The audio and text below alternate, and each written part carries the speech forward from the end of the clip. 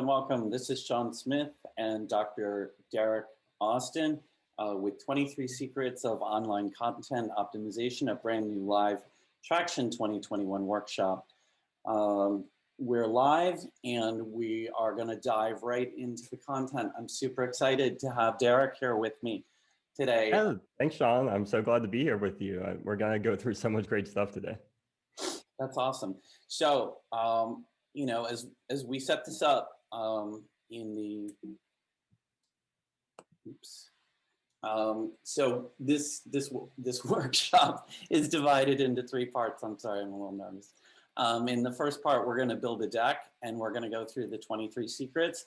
In the second part, we're going to live workshop with an actual use case, an actual human being who we're going to speak to live. So it's pretty exciting, the format.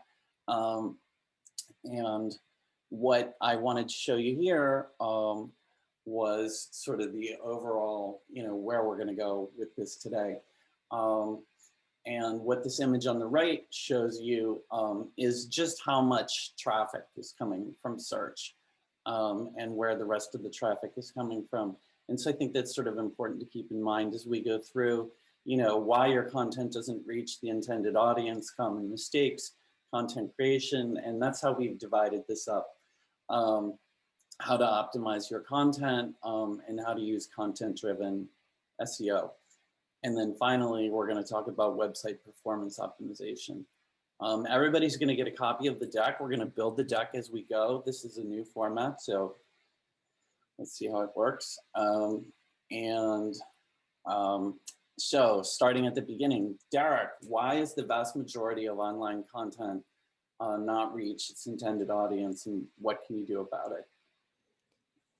Yeah, absolutely. So for a lot of people, especially you know, the audience we're talking to today, which is writers, content creators, coaches and consultants, entrepreneurs and small businesses, putting content online just feels like yelling into the void. You may spend a lot of time, you may have really good stuff you're putting out there, but it just doesn't really get anywhere.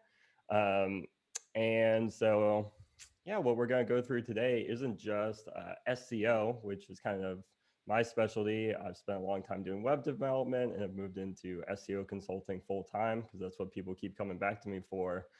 But it's so much more than just what you might think of as really technical, dry SEO. I really want to share a lot today about content secrets and what you can do to make your content just better overall so that it reaches a broader audience. That's great. So this is supposed to say secret number one. I think you might hit the key. Yeah, go on. Oh, that's what happened. Right. So I wanted to sort of open it up since a lot of the people that are going to be on the call are bloggers and online writers, and show this top 5 best blogging and blog sites for 2021 that I found, but then have you talk about maybe, maybe not, and how important this is on a scale of 1 to 5. Yeah, absolutely. So of the groups, you know, I think writers and content creators may be the one who could kind of get away with not having your own blog or not having your own website. And that may kind of surprise people, but that's just because there's other platforms. So maybe kind of 3 thumbs up for writers and content creators and 5 thumbs up for everybody else. These are some pretty good blogging platforms, really easy to use, nice site builders and stuff. We got Wix, WordPress, either WordPress.com or host over on Bluehost, Medium, Substack, LinkedIn. And what really matters for all of these groups is going to be what you can keep up with, because there's nothing worse than being in business and your website says it's 4 years out of date and then people aren't ready to buy because they have their doubts. Right. So consistency. Yep, consistency, whatever you can manage. And you know, those site builders make it really easy. Sometimes they have some performance problems we'll touch on later, but Any of those are going to be a great place to start reaching your audience. Something like Medium is lower maintenance than Wix. Something like Wix is lower maintenance than WordPress. Cool. Let's go to secret number 2. Yeah, so this is a huge secret for me. This is pretty much all the client work I do anymore. So I think a lot of people, if I tell them an SEO consultant, and I don't really say that so much anymore, they think I'm going to come and like do SEO with a magic wand and maybe wearing a black hat. And that's not the reality. The reality is compelling stories are where it's at. That's the type of content that drives engagement. This is going to be 5 thumbs up for everybody, because that's what people want to read. If somebody sits down to read something, they're not just answering a question, they want a story. And if they're just trying to answer a question, they might stick around and get more interested if it's a story. People succeeding because of you, because of your brand, that type of thing is awesome for absolutely everybody. You really want your content to be compelling and reader centric.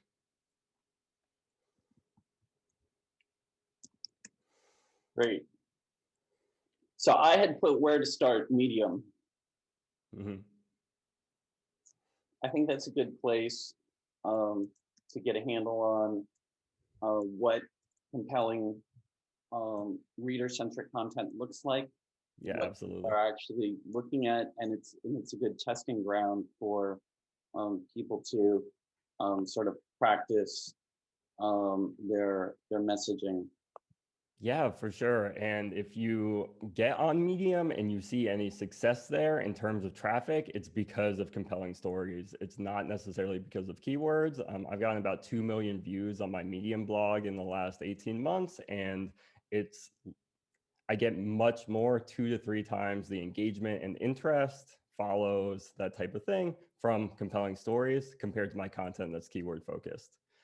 And that, I guess, brings us right into the next secret, right? Which is it's all about the content you create. There's no way that you're going to just kind of come up with some keywords that you think indicate your business and go from there. I'd say for writers, this might be kind of 4 thumbs up, because writers are kind of the only people who might be able to get away with a kind of keyword only strategy. I tried that for a while on my blog, and you can get a lot of views doing some of the keyword research tips we'll talk about later. But really, it's going to be about having good content and not the concept that I think a lot of people have of SEO, which is, well, I'll just take my website and do SEO on it, and then things will be fixed. Right. Yeah, there's no magic solution to content creation. That's definitely true. Yeah, so whatever tools you use, you got to focus on the content being good, not necessarily, what people think about with SEO, which is keyword research. Right. So this is sort of like a sideways tip, but this is something that we sort of came up with recently, that cross-posting, and talk about that. Yeah, this is a great one. So I'd say for this one, maybe it's kind of 3 thumbs up for everybody, but it's going to be for the right person, maybe not the right category. Really important, because what we're talking about here is social media. So if you, for example, have something for LinkedIn, well, instead of posting a link to your story, LinkedIn or Twitter is going to bury that. Facebook's going to bury that because it takes people off the site, right? On Instagram, you can't even post links because it would take people off the site. So instead, you want to add the link to the comments, right? You see the link in Instagram bio, that type of thing. And that's a really smart thing to do, is you can repurpose, the entire post or a highlight from the post as text or an image that you share, and then put the link. And you can even just put your link on other people's stuff that's sort of relevant that you see. And that's going to get a lot more, because that is what the platform's encouraging. So that's definitely kind of like you said, something we weren't really super aware of, but we've been seeing a lot in our own activity on LinkedIn. Yeah, and funny story, just the other day, I got 1,500 views on a comment that was in somebody else's LinkedIn. I've never gotten that many views on LinkedIn for anything from LinkedIn to Medium. So it really does it does work. It's pretty amazing when it does. Yeah, yeah, absolutely. And I mean, it makes sense from the perspective of the platforms, but it's never what you would think, right? You would think you can write your Medium article, hit the share on Twitter button, but it's not going to work out for you. Let's keep it rolling. Common mistakes content creators make and how to avoid them. And then we're going to go into content matters more than links, but Yeah. how important is this? So for this, I'm going to say it's going to be sort of more important for writers and content creators. So maybe 5 for them and 4 for coaches, consultants, or solopreneurs out there, small businesses. So, as we're going along, if anybody has any comments, you're like, no, Derek and Sean is definitely 5, or no, that didn't work for my business, let us know in the chat. I have it open so we can take a look at that. And we're going to have a whole question segment at the end. But with this one, the Google algorithms do work based on links, but Google rankings are based on 2 measures, relevance and quality. So you can't be relevant without content. So content makes you relevant. And quality is sort of people linking to it. And what do people link to online? If you're a writer, who else do you link to? Maybe Wikipedia, maybe other writers you like. So quality gets you links too. So you really kind of have to do both, but what's the one you can control? You can't control people linking to you. You can control the quality of your content. So that's sort of what to remember here. Cool. Next secret. Yeah, I love this one. Avoid wall of text paragraphs. And so there's kind of a nice balance on Medium, according to sort of what we've heard from people in the know. This is going to be 5 thumbs up for everybody, but I was saying on Medium, you may not want to just have 1 sentence paragraphs all the time. I know when I've worked with some of the major publications on there, they don't like that style. But at the same time, you want to have paragraphs. You want to use formats like if you've used Medium on a desktop or laptop, and it's kind of a shrinks into the middle, right? Instead of being this huge thing of text that's unreadable. So you want to keep that in mind and make sure that when you shrink it, especially on all the way down to a mobile display, that it's not just a huge screen of text, because it becomes unreadable. If like your entire mobile phone is text, you can't read it. So that's what you want to keep in mind when writing content. Make new paragraphs every 2 to 3 sentences.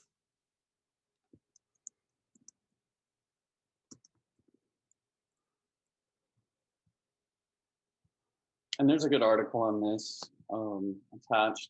There's resources for each one of these. Secret number 7. Yeah, secret number 7. This is going to be for everybody. So your homepage doesn't need a lot of content. Yeah, I really like this one for everybody. And what matters here is that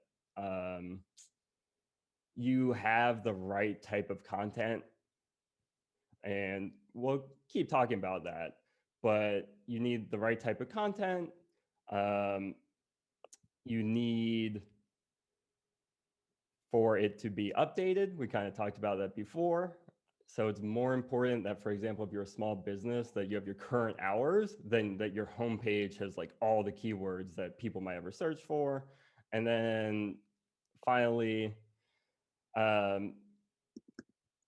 because of how the algorithms work with search ranking, content anywhere on your site is going to link back to your homepage. And so having content is important, just not necessarily all on your homepage.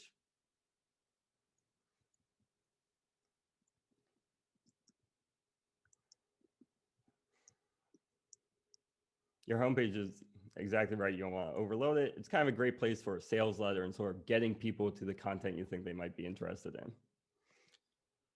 But yeah, great stuff so far. Next one's a little technical. I'd say maybe we can give it, 3 thumbs up for writers and maybe 2 thumbs up for everybody else, because it doesn't really make a difference. But a lot of people fret about their so-called meta descriptions, HTML meta tags, which are your search engine blurbs, and they don't matter. If you don't write one, the search engine will come up with one. And so they don't factor into search ranking. Search engines will find a relevant snippet for you. And I think they're kind of a waste of time, especially because the tendency is to try to match them exactly to some keywords you have. And the reality is people use many keywords you don't think of. And so you should just kind of let the search engines handle it. Or if you really want to do meta descriptions, go for it. Just don't stress out about it, right?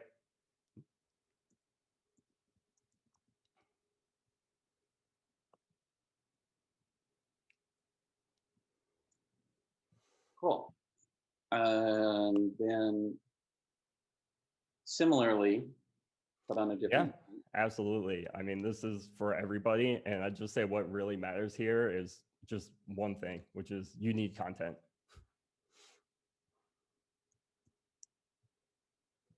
So it's not going to help you to take too long trying to get stuff out there. So then we move into strategies that will jumpstart you. And yeah, this is a kind of a fun one. So I'd say this is maybe just kind of 4 thumbs up for everybody.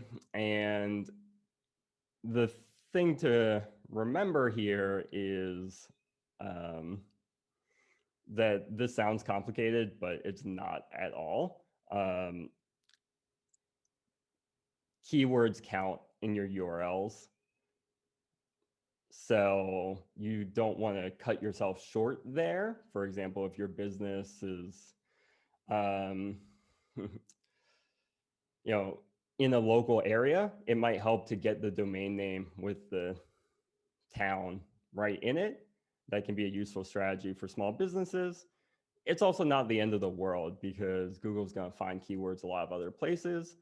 Really, my advice is people shouldn't mess with the URL so much. For example, if you write a Medium article, you can customize the URL. But let's say we're writing this article based on this presentation, 23 secrets of online content optimization, there we go, for content creators. Well, Medium is going to use that as the URL, and we don't need to change it. That's a fine title. So make it simple, keep it the same as your title.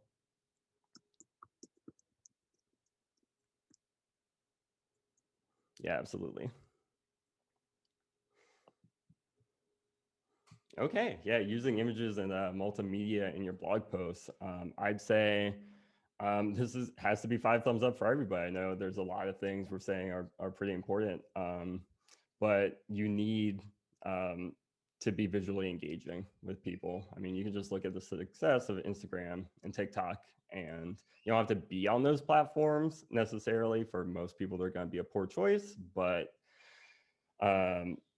having at least one image is, like the de facto standard from Medium, and it's really improved the quality of blogging just around the web. And great sources here are unsplash.com. You just want to be sure that you have permission to use the images. Everything on Unsplash is free, and that's the one that's built into Medium. I'll add that. Yeah, so using outbound. Both inbound and outbound links. What's an inbound link? What's an outbound link? Yeah, so inbound links are links to your page, sometimes called backlinks, and outbound links are links to other pages. So you have this screenshot here of Wikipedia. It's the perfect example, right? Every Wikipedia page is linked by hundreds of other Wikipedia pages. So, this is important for everybody to think about in your content. The reason it's kind of a secret is that some people are scared of linking to other websites. If you don't link to any other websites, that's not a good thing. And it's weird, like be a real person writing real content. And inbound links, if you reference your own material, just like Wikipedia, link to it. And otherwise, you kind of have to hope people link to your stuff, and we'll talk about that. How important is it? I'd say it's important for everybody. Yeah, just super important. You want to make sure you have plenty of links. Don't be scared of linking. Great. Yeah. I love the screenshot here, Sean. Yeah, so this is one I wanted to include. Use H1 tags. So this is H1 heading or HTML tags. And for everybody, it's going to be really important. And I know it sounds really technical, but what really matters here is don't forget about headings. And usually this is taken care of for you, like on Medium with the screenshot here. And Google looks for keywords in headings. So you want to make sure you're using keywords in the title of the page, in the headings, because that's where Google is going to prefer to find the keywords. It's going to give them more weight. And that ends up being important for determining if you're a relevant article or not. That's one of the nice things about Medium in particular, is that they dummy proof this stuff. You can't turn off your H1 tags or mess with the design.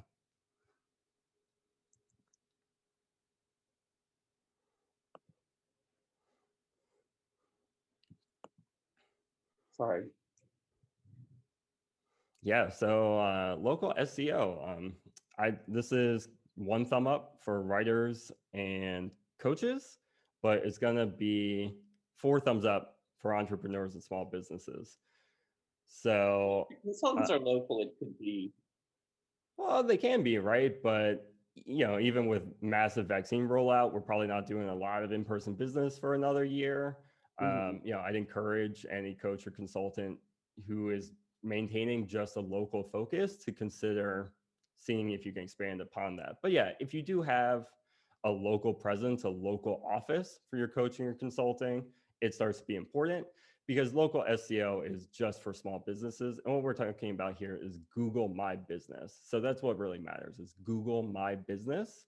And that's just, it used to be called Google Places for a long time, and then like Google Local. It's just your business listing on Google, where you can get Google reviews, and you improve your local SEO through reviews and what are called citations. Citations being sort of online listings that include your business with an accurate information. And there's a nice guide that you link to here. So if people need more information, you'll get the deck. You'll know if that's really important to you, basically, if you have a brick and mortar location. So now we're going to move into the next section, and then we have to speed it up because we're already behind schedule. Epic content. Yeah, absolutely. So this is just true.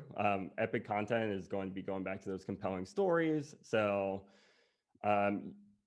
better content is just better. And by epic content, it's going to be in the 3,000 plus word range. So when you do that, that's when you start getting into things like thought leadership, when people are going to really want to link to your content, really want to trust you. And then that grows your online authority kind of more than anything else. This is one of the best secrets we have. And there's a nice link this time about evergreen content. What is it? How to make it? And we're going to go into details with that sort of during the workshop case study. Yeah, Sean. So what do you think about this one? Search listening. You're a fan, right? We're gonna go into this in the workshop. So why don't we skip over this for the moment? Yeah, and it's important for everybody, so you'll get a lot out of that part. Yeah, so hiring a writer to create content for you. I'd say this is kind of maybe 3 for writers and content creators, and 4 for coaches, 5 for entrepreneurs, because it really depends on how much money you're making from other stuff that's not your content. And what matters here is you need content and you might not have time. If you have more money than time, which again may not be true, but you may have to get somebody to help you with some of the content so that you can keep up to date. It's just the reality of things. And I like the tip of kind of looking on Medium for somebody who's writing you like, reach out to them on LinkedIn, see if they'd work with you.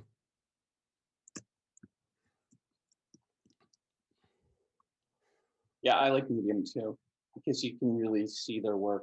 Yeah, absolutely. It's kind of not just their portfolio, right? So modifiers to your title tag, this is maybe just kind of 2 thumbs up for everybody. Not super important, but one mistake we see a lot, especially I see when I kind of do an SEO audit for people, is that they don't use the full title tag. Like it might just be, like my small business is all the title tag says. And you want to use the whole title tag, which is about 5 to 9 words. And that's the page title. And what we mean with modifiers is you could say like for 2021 or in brackets, free guide or 10 best, kind of making a listicle. And all those things are sort of attention getting and help sort of fill out your title so people are more interested in it. If you kind of have a short title, throw some more words on there. And generally, you'd want to use the same thing for the title and H1 tags like we talked about. Yeah, let's keep it rolling. We only have about 4 secrets left. 4 or 5. Yeah, publish long content. So this is, I think, is going to be more important for writers and content creators. Maybe 5 for them, 4 for coaches, and 3 for entrepreneurs, small businesses. Especially, this is sort of like the opposite of local SEO. If local SEO is really your focus, you're probably not going to have a lot of super long content. Whereas if you're just virtual and you have to compete with everybody, you want really long content. So this is, again, is going to be helping your search ranking. Longer content ranks better and generates more engagement. You can imagine the last time you found a news story that was 500 words, and even if it was interesting, you weren't that engaged compared to longer stuff. And we can see in this graph over here that the top number 1 piece usually is long, usually 2,000 plus words. Mm-hmm. Yeah, so LSI or semantic keywords. This relates to search listing, but let's touch on it just real quick. I'm going to say it's 5 thumbs up for everybody because you can just get this stuff off Google. And what we mean, what does LSI mean again, Sean? Oh, latent semantic indexing, something like that. It's kind of a jargony term in the industry, but it just means semantic keywords, like these search results over at the right side. You can use the real terms people search for, not just weight loss as the keywords, but how to lose weight fast is a much better idea if you struggle with coming up with the right ideas, because you're just going to get a lot out of using semantics, right? The things people actually type into Google. And then our last section here for secrets. Yeah, so website performance optimization. Just real quick story here. This used to be super difficult until about 3 to 6 months ago. And only recently has it gotten to even be something you can really have somebody take care of for you. But let's get into the secrets. The reason optimize images for mobile, I'm going to say this matters a lot for everybody. And what really matters here is Google uses page loading speed as a factor in mobile search rankings. So I'll repeat that. I know it's a lot. Google uses page loading speed as a factor in mobile search rankings. So if you have a huge 5 megabyte image and you try and send it to a mobile device, you're not going to rank on Google. You really need not just a desktop, maybe 200 kilobyte image, you really need mobile images.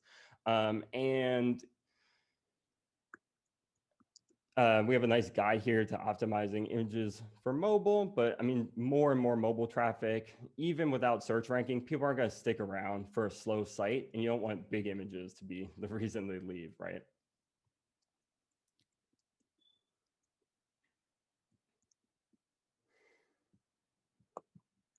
All right. Yeah, so you can optimize your loading speed. This is what we kind of just talked about on the last page. I'm going to say it's going to be kind of just 4 for everybody, because sometimes you don't have a lot of control here. So I don't want people to feel like they're completely put out. But what matters here, other than the images, are things like ads. If you have ads on your site, it's going to slow it way down. If you have a bunch of analytics and Facebook trackers and stuff, it may slow it way down. And we'll talk a little bit about how you can sort of find that stuff out. But if you're somebody who has a little bit more control over your site, those are some of the things you can fix and tweak pretty easily to make your site faster. You also want to keep this in mind if you're choosing a new platform.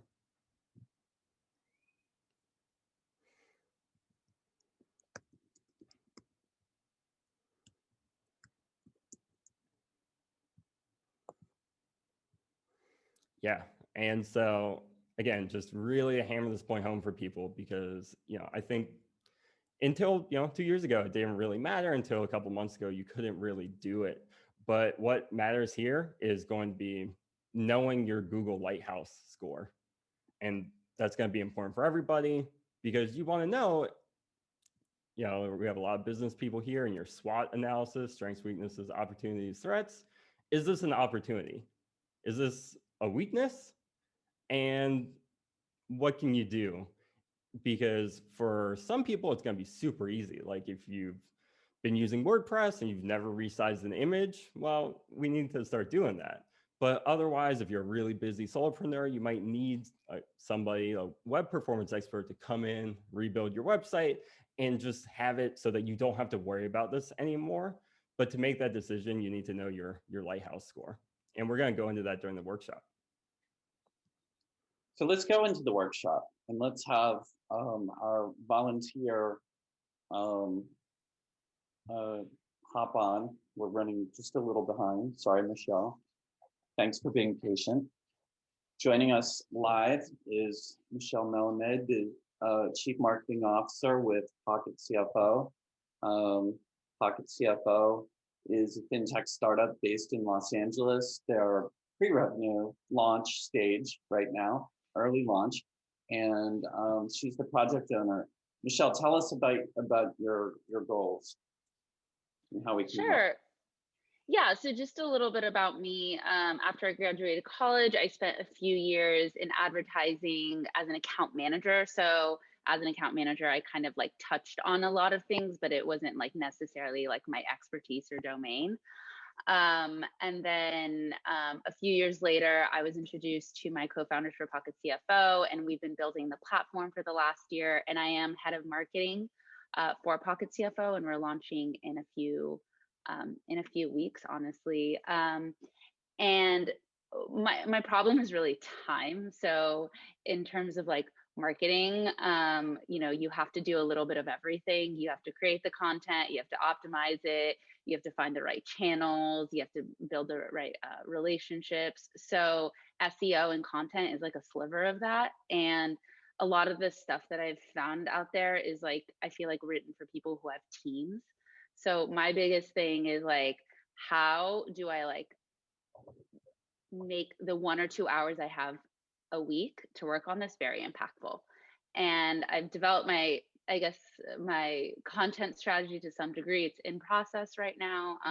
Should I go over that with you guys at the moment? Well, first, Michelle, I just want to say thank you so much for joining us, because I think your problem is so relatable to the people attending this webinar today.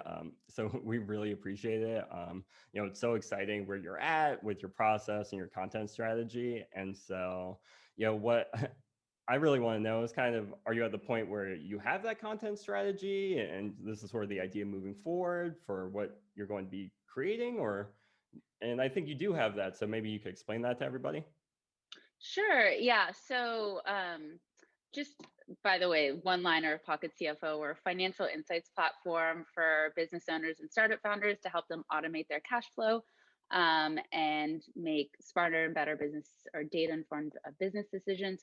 So part of our overall strategy for Pocket CFO is financial literacy. So through our actionable insights, business owners can, as I said, make informed decisions. And paired with that, we wanted to develop content about financial education and financial literacy. So we're developing, and we're in the process of developing these, what we're calling our Pocket Change crash course, where we start with like really basic concepts of cash flow and create different modules that are like 5 to 6 minutes of recorded video.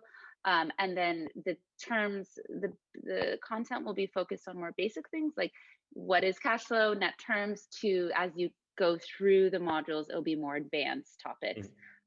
So we're just working on level 1 for now, and we haven't executed on anything just yet. Yeah, that's awesome. So it's great. Sean, if you wouldn't mind exiting the screen share, making me the host, I'll kind of do a little screen share here. And yeah, Michelle, I mean, really thanks. You're really courageous for kind of getting up here in front of everybody and kind of having us workshop this with you. So thanks so much. I love your idea. I just think it's going to go great for you guys. I think it's a really nice way to not be selling people your product, right? And that's, we haven't really touched on it yet, but that's something that happens a lot, which is really a huge focus on sales and just, you know, everything is trying to get people buy. And you've already kind of flipped that script with education and sort of the multimedia sort of video. And I think it's going to go great. So, you know, if you reached out to me and we were interested in working together, I just want to kind of show you what I would look at just without having maybe even known any of that kind of stuff. I think that'll be really kind of useful for everybody. So here's their website, pocketcfoapp.com. And, you know, I like it a lot, you know, as a really nice bit of layout here, just kind of, you know, with that one liner, really letting people know, you know, getting people right away kind of in the door, which is great. You know, it can be a little basic, you know, somebody might not be ready to sign up, but there's more stuff here, right? I like the overall design. I like how it's very kind of wide open. We're not getting those walls of text, you know, that kind of stuff. And you're highlighting a lot of things that I think a lot of people are going to be interested in, especially if they come in through maybe what is cash flow, and then they're like, well, what is this app? And they end up on the homepage. So overall, you know, I think it's great talking, you know, just in a bunch of different ways about the nice things about your product. I know you guys are pre-launch. It always throws me off to have one of these in general because I don't quite trust them, especially at small companies, to be perfectly honest. But also, you know, right now it doesn't do anything necessarily. It's just kind of a hello. And that's the kind of thing you just want to be aware of on your website is if somebody isn't familiar with it or doesn't know what one of these is, because maybe they are new, right? Maybe they're not particularly technically literate, you know, maybe a message here about like, you can contact us, you know, skipping straight ahead, that kind of stuff. And then from the more technical aspects of things, you know, I'd look at kind of what's your page title right now. So I'll read it. It's Startup and Small Business Cash Flow, Pocket CFO. Yeah, and I think that's good. You know, it's hard to compete maybe for those exact words, but maybe not, you know. I think you have a little bit of room here, so you could add something like app to the title to make that a little bit clearer for people. You know, that if you're going to be, you know, mobile app, you know, you want to highlight what platforms you're on, that kind of stuff. But, you know, overall, it's great. So what I then like to do is look at website performance, right? I mean, how I do that is I hit F12 in Google Chrome. So you do need Google Chrome installed, and it's the F12 key on your keyboard. And then Lighthouse is going to be one of these down here. This is what web developers like me use all day, called the Chrome Dev Tools. And you click over to the one that says Lighthouse. It may be hiding in the little arrows here, but Lighthouse, you'll see a cute little icon of the Lighthouse, and you hit Generate Report. You don't have to mess with any of the options. You're going to get a report. I already did this, so I'm going to skip ahead. And here's what we see when I run the report. So we get performance is 24. And, you know, so that's not great. We want all this stuff to be kind of in the green. And, you know, it can vary. It says here that maybe something I have, because this is, I think a Wix site is what you told me when we were preparing for this. And so, you know, your performance could be a little bit better if I used a private window, but still this type of site with Wix, with even Medium is not super fast, but Medium has a bunch of advantages that your site doesn't necessarily. So I kind of look at this and see, well, okay, it might take somebody 18 seconds to use your site. So if they're just like looking for an app that's going to make things faster for them, they might not stick around that long because this is what they're seeing. Okay, well, great, a logo, you know, like they might not really be selling them.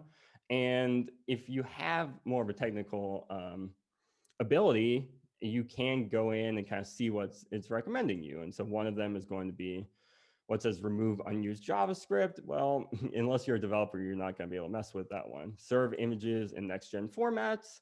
Well, you can hope that your developer or your site builder is kind of getting in on that, but that can help a lot. Similar with what's called deferring off-screen images, or sometimes called lazy loading. I don't want people to remember all this stuff, but those are the types of things with image optimization. Basically, if your website can't display until all the images on the whole page have loaded, well, it's going to be a lot slower than if it just loads and then maybe loads the rest of the stuff after it shows something. And so let's kind of compare it to, instead of Wix, we go with StackBit, and stackbit.com is going to be a site builder that is a little bit more technically minded for sure. But it has a nice CMS. It's going to get people a lot of the way you need. And just like out of the box, one of their themes is going to have a performance of 88, which is quite a bit better. Of course, this is going to drop down if I come in here and load it with a bunch of images, especially if I'm not resizing those images. But that's just kind of the example, right? Any Wix site is just going to be slow because how the site builder works is it loads a whole app on your site. Your site is now an app. And what we really want is what are called static sites. And static sites mean sites that are super fast because they are already sort of compiled down just to the HTML and images. They're not loading a whole app in order to be able to display what my site builder needs.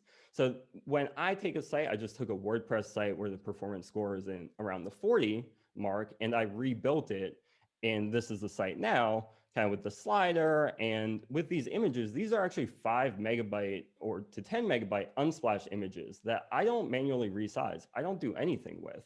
But the technology that's come out in the last few months can handle all that stuff for me. So if you're somebody where performance is a big issue and you can bring in a developer, then you can get perfect scores, which wasn't really available even a couple months ago, and it's going to start playing a bigger and bigger role in terms of how your content does. So that's sort of just what I look at overall. But then let's get into some of your challenges more. Sean, we can go back to your screen share if I make you the host, I think. But yeah, so that's kind of how, without even talking to you, Michelle, I would just kind of look through your site and sort of see what are sort of the technical opportunities, that sort of stuff. And performance seems like a pretty big one. Do you feel pretty? I mean, you have a great looking site, so my guess would be you feel kind of locked into Wix. You're not necessarily going to mess with that right now. So yes and no. We have been talking about moving to a new platform because there are a lot of limitations with Wix beyond what you mentioned. Like we do a section of our site is developed. It has gone through our dev resources, Sure. and just through kind of combining those sites, and I think with security headers, we've run into some issues. So we're thinking about it, but I think our next step would be like something like Webflow, which is a little more advanced. Really up until the point we get funding, like we might not be able to move to a completely static absolutely. site. And again, that might be sort of a long-term thing. And it also comes into play sort of how much content you have to move. If you were going to move, it's easier now than after you have 30 blog posts, and especially if you were trying to like self-host your videos and that really compounded the vendor lock-in or something. Sean, at least for me, your screen share, it just says has started, but I don't actually see anything. Is that just me? No, I don't see anything either. Yeah, that's fine. We can just chat. But yeah, so that's something to think about, right? Would be sort of vendor and where the content is, that type of thing. I know with Wix, it can be a little hard to blog, right? It's not as easy to blog as a Medium. It's not as easy as a WordPress site to blog. And that could be something else that maybe plays into it, or maybe your team loves it, right? So how are you doing with coming up with the ideas? I know you had a couple, like what is cash flow, and you're kind of going from there. Do you already have a big list, or is that a challenge? So I think since we're only on like level one, which is like going to be like very basic contents, we have like a set amount of stuff for you know, a limited amount of time. Mhm. I think that as we get into more complex subjects on cash flow, we're going to have to kind of reach a little bit beyond um, just kind of the knowledge that we have. Eric, my CEO and co-founder, has been helping me with like actually developing the content. I've been strategizing, he's been creating. So we're gonna have to look a little bit beyond where we're at for our more complex or advanced topics. Yeah, for sure. And Sean brought up the slide here about search listening. So let's try this a little bit with your project, because I think it's going to be really interesting to people. So Sean, if you want to go ahead and open up Answer the Public. And um, so let's try cash flow. I think that is a pretty good example. It's a good starting place, and we'll kind of see what you get from this site. So it's a little weird. You only get 2 free searches a day. They do have a paid membership. It could be something where, you know, for me, I just do one every once in a while if I'm kind of running out of ideas. But what you get here are sort of the Google autocomplete suggestions, the Google search suggestions that people also ask. And you can see there's tons of stuff here, including really confusing things, including what seem like kind of misspellings. But again, they're all sort of based on real searches. And the colors are arbitrary. They're not necessarily indicative of volume, I don't think, but they have them with prepositions, they have them with questions, you know, they have cash flow for business, cash flow for capsuleers, that type of thing. What happens if cash flow is negative? And the secret about online content optimization is it's really hard to rank for cash flow, or what is cash flow. Why? Because you're competing against Wikipedia. But if we took one of these like cash flow or fund flow difference and looked it up online, well, we're probably not going to see a lot there. And if you do see a lot and there's a competitor there, that might not be a good one to sort of pursue. So, you know, I think this type of tool could really help you refine beyond, you know, the most basic stuff that you wouldn't need a tool for. But most people I work with have a lot of writer's block and just sort of, hey, what should I write about? And people get lost in sort of keyword research tools where it's like, well, cash flow versus cash float, and without a lot of detail. Whereas something like this is really a bunch of topics. And this is going to be useful for everybody. If you're a writer who needs more ideas because you want people coming in, viewing your content, you know, you're going to find it here. If you're a small business trying to find, you know, what people are interested for, like Michelle's working with here, you know, it's a really good tool for coming up with ideas. Yeah. So, you know, one thing that I was suggested in the past is like go on Reddit, go on Quora, see what people are asking. But this is super interesting in the fact that it kind of almost like aggregates that data for you. Yeah, absolutely. And Yeah. that's a great tip. I'm glad you brought that up. I write mostly about programming and web development. So like for me, Stack Overflow is sort of the Quora, the Reddit of the world. And it's great because you can find really popular topics, but you also kind of have to think about things like recency, competition, and sometimes it's hard to translate, you know, a Quora question to what you would write about, unless you're going to answer that question, which is entirely valid, right? You can just rip a Quora question and write kind of 1,000 words answering it, which is awesome. But maybe you can get a little bit more detail into how to phrase that question and how to research it using something like this. My tip for people with Answer the Public is don't use too many keywords. Use something like 1 or 2 words and you'll get this whole bubble, versus if you try 3, 4, 5 words, you're only going to get a couple hits. So I'd like to sort of redirect a little bit here to creating a manageable content strategy, which is something that we all need, no matter how we're approaching this. And if you have, for example, the choice between creating content or creating backlink strategies, where do you focus? If you only have 2 hours a week that you can dedicate to content, what types of content should you create first and foremost? And then we also have a question from the audience, which, if I recall it correctly, is which is more important, story or problem solving? Mm-hmm. So let's start with the question from the audience first. Yeah, absolutely. So story is more important for engagement.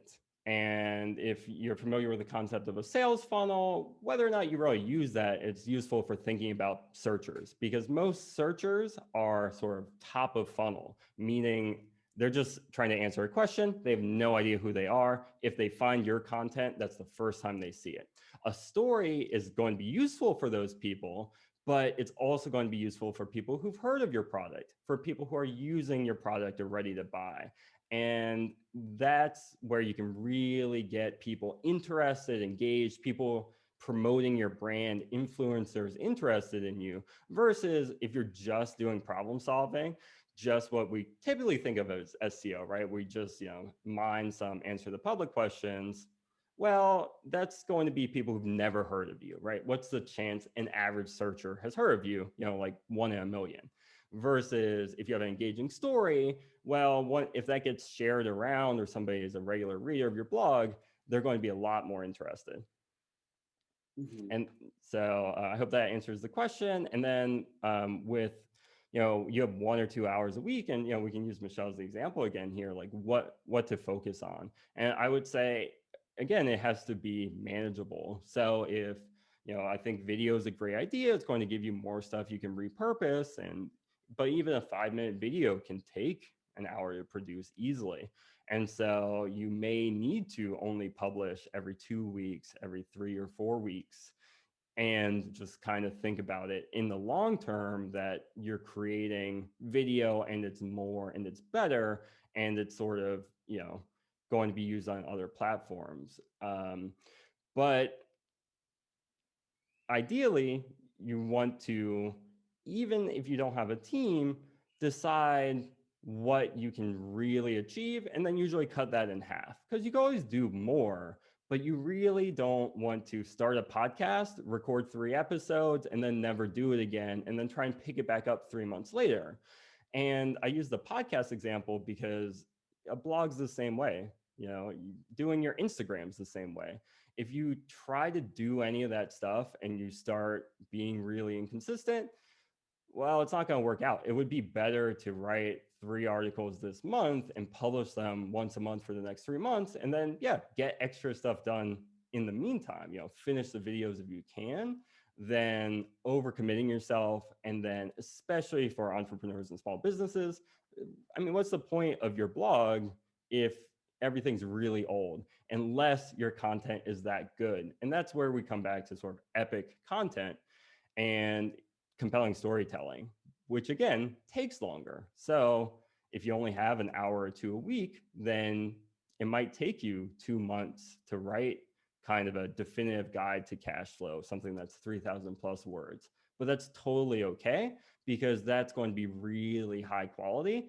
And that's going to generate those inbound links we talked about, because people are going to find that and, hey, this is what taught me cash flow for my small business. And that's why I like Michelle's video ideas, even though, they're not necessarily pushing a short problem-focused article all the way to a piece of epic content. They're closer in that direction, right? There's something that somebody can get more value from and are more likely to engage with, link back to.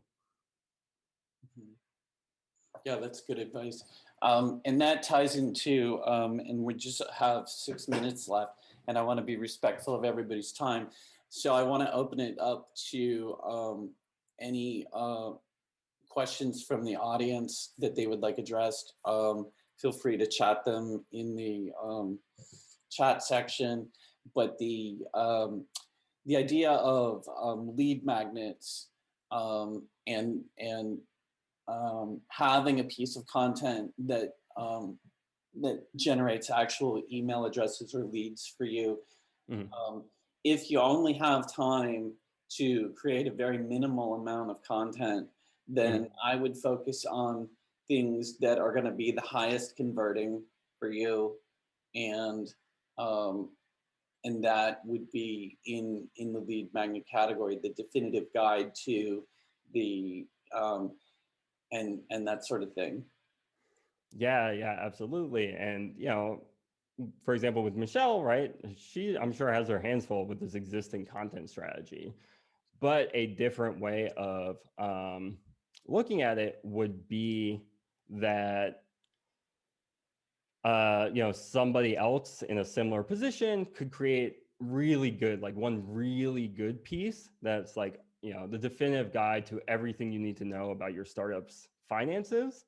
And that would fit right into Michelle's strategy, but she can't do both. And so I would say that's a totally valid strategy. And if you really only have time for one thing and you don't have time to keep things updated, then that's what I would favor, especially if you're not big into writing. If what you can do is really summarize your experience, include some testimonials, and even if that's just fleshing out your homepage, right? We said don't overload your homepage, but it would be better for your homepage to be kind of a lead magnet and have some good content that provides value than not at all. And then I see a question from Greg here. Thanks, Greg. How important is it to put keywords in the domain than just the URL? Really no difference. As far Google pays equal attention to both of them, it really doesn't matter too much. But if you're in a low competition sector, and small businesses are, because people are looking in a local area, and so by definition, the search volume is 1/10,000th of the total volume because people are looking in the geographic area. It really helps, right? I'm from Richmond, Virginia. There's a physical therapy clinic there called Richmond Physical Therapy. Well, if you search for physical therapy in Richmond, you know which one you're going to find, right? It's the business name, it's in the URL, and it helps. But the rest of the time, it doesn't really matter. You just want to have the keywords somewhere, and you can go all in on a domain, and that can help. But for a lot of writers and content creators, it's going to be better to have your content at Medium, because you're still going to get your keywords in the URL, but you're also going to have tons of people, literally millions of links going to pages at Medium that link to the homepage, that then link to your page, and that's going to increase your ranking. So your articles on medium.com are going to do a lot better than on your brand new WordPress blog with no links to it. Even if your domain were all the keywords, it would be better to have that content at Medium, especially if you're just starting out and have no links. And then Greg's other question was, what tools do you use to find semantic keywords? And Answer the Public is great. You can use SparkToro, sparktoro.com, which is a social listening tool, but I find it's more confusing. You can use Google. You can literally start typing in keywords. And really, I find the best SEO for shorter content is always what you would type into Google. Put yourself into your customer's mindset, put yourself into your mindset. Type it in, see what shows up, see if it's competitive, see if Google suggests something else, right? People also ask. But if you just want a list and you want to kind of sort through it all, go to Answer the Public. Great questions. Chris asked what I just mentioned, and they said Arturo. I'm not actually familiar with Arturo myself, because I think too much keyword research is always a bad call. If I could leave you guys with anything, I would rather everybody leave this and make some content and come up with a definitive guide, something that's authoritative that people will link to, instead of worrying about the keywords you use. Because if you write the definitive guide to the problems people who need you face, like that's just going to be something that people link to, and it's going to help you no matter what category of person you are. And the tool I mentioned, though, is SparkToro, like bull in Spanish, sparktoro.com. And it's a social listening tool. You can see where your people hang out. So if you're really like health and fitness and you need to know Instagram and trends and influencers and stuff, for example, beauty and wellness, that kind of stuff, that can be a good tool for that. Right, and on the point of the definitive guide, you also have an opportunity to add an entire bibliography into the guide with many, many outbound links and many, many inbound links. So Michelle, for your example, the ability to take the different sections and then link to the videos themselves within the context of the thing. So you have this backlinking strategy, and then you can take sections of the guide itself and repost them in your LinkedIn. You can repost them different places, and then you create a web effect of content links, all reinforced. Yeah, absolutely. And it's a little advanced, but you can do that with your answer to the public. So if you have more time, if you're a writer and you're going to maybe write 20 or 50 answer the public articles, and let's say you want to rank for cash flow or small business cash flow, you can make that link. You can create your own backlink in every other piece you write, pointing to your definitive guide, pointing to your epic content. And then that's going to help that rise to the top, even if the links are coming from your own site, but especially if they're coming from sites like Medium. Cool, that makes a lot of sense. One last tip before we go, and that was related to Derek, what's it called when you get the snippet? Oh yeah, the featured snippet. Yeah, just to wrap up about last second here. So a featured snippet on Google is going to be something like, let's see. When you search, you can be number one here, but you can actually do better than number one for certain searches. So like why the Guardian left MongoDB, and this is a featured snippet. And you can imagine if the number one hit gets 20 or more % of the traffic and people never go to page 2, well, the featured snippet gets even more than that. This is my article. And well, why do I have the featured snippet? Well, the reason is because this is the title. I was really specific in the title. I mean, basically using semantic keywords, although I knew that this was the story. And so this is better than number one. And so people are going to see you as the authority, and this is going to drive so much more traffic and trust than, you know, if you're just kind of down here and, you know, maybe somebody's like looking at it and they may read versus, you know, this answers the question, right? And answer the public and semantic keywords like that are how you get the featured snippet typically. So before we leave, Derek, how can people get a hold of you? What's the best way to find you? LinkedIn? Oh yeah, absolutely. Website? So I invite everybody to connect with me on LinkedIn. You can go to drderek.com and it'll just take you straight to my LinkedIn page right now. So it's Dr. Derek, DEREK.com. And you can also join my email list, drderek.com/email. I offer really affordable web performance rebuilding right now because it's just a problem I see, and I want to help small business owners out, and coaches, consultants, writers, everybody. I help people transition to blogging at Medium if that's going to be a better fit for you than your WordPress blog.